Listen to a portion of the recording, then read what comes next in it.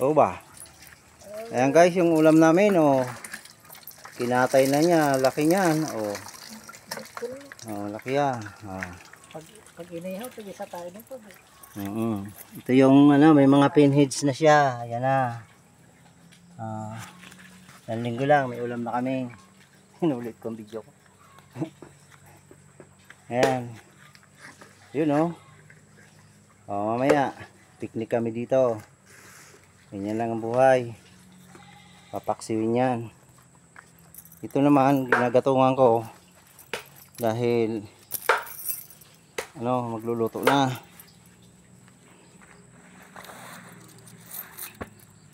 Lighter ko. Ito. Yan. Kita nyo tong ano, yung kalan, oh. Ganda yung kalan eh. Itong sasabitan, ito. Ipapatong lang yan dyan. Oh, kita mo, oh, yan. Ipapatong yan dito. Galing.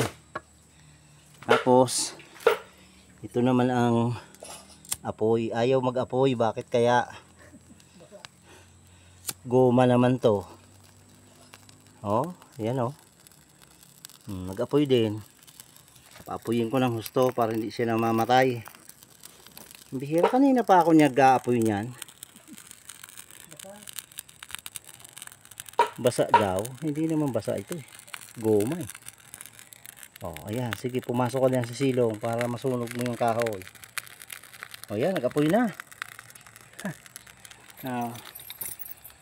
Oh guys, ang sarap ang buhay dito po sa ating pong lugar, probinsya. Kulay berde ang mga dahon. May mga saging. Sagana oh. Dami saging oh. Oh. Oh, ang dami. Oh. Tapos may kulungan ng pabo, manok. Dito baboy. Ayan.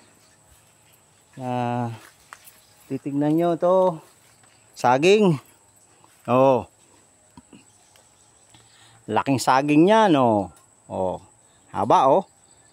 Oh, anong saging yan? Hulaan nyo. Mabango yan oh. Oh, hindi pa yan ano, bata pa yan eh, kumbaga hindi pa yan magulang eh. Oh, oh, abutin pa yan ng ilang linggo bago pitasin. Kasi ang saging pag ganito oh, kikita nyo to. Buong ano pa lang, parang mayroon siyang ano sa gilid, kanto. Yan ang palatandaan, hindi pa yan nagulang. Ayan. So, makita nyo ang taniman namin ng kalabasa, yung sa baba, puro kalabasa yun ngayon.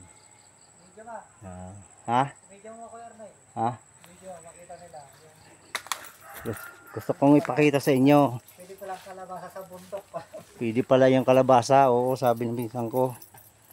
Bahala ka na dito ha.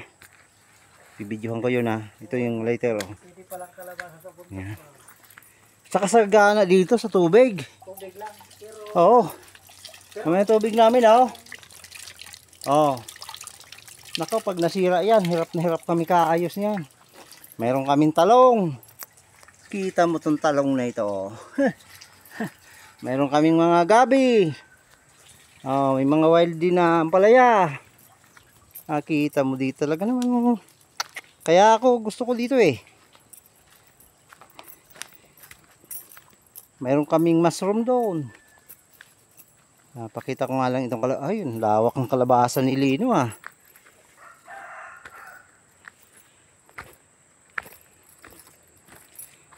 Videohan ko lang itong kalabasa. Pinaawas pala niya ang tubig dito.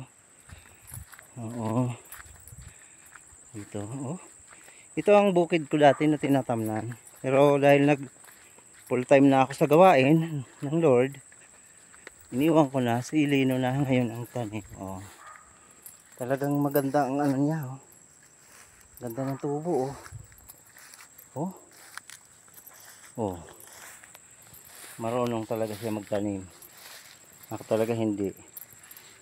Pero talo ko siya, word of God ang tinatanim ko. Ayun, tumutubo na yung mga tanim ko rin, ng mga word of God. Oo. Oh. Pero noon pa man, sabi ko, kalabasa talaga dapat itanim dito. Oh, tingnan mo naman, oh. Ayan. Ay, grabe ah. Ito, pag ito namunga, lawak, oh. Lawak. Kahit hindi ako nagtanim nito. Yan, tanim ko mga sili, oh. Na naiwan ko pa, talagang kahit di ako nagtanim nito, sigurado kikita ako dito. Bibilhin ko to sa kanya. Oh. Oh, ang dami, oh. Oh. Oh, kita mo naman to, oh. Ang ganda ng tubo. Oh. Talaga naman gumapang na. Oh. Para palang kamote siya, oh.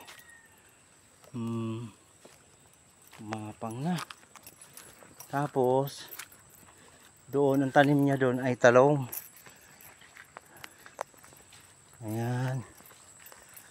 Ayan ang tanim niya, talong. Dami ding saging, oh. Nahihinog na, oh. Di pa kinukuha. Nahihinog na yung saging, di pa kinukuha, eh. Oh, yan. Talong naman dito. Paano ginawa niya rito? Ay, pinalapala niya. Talong.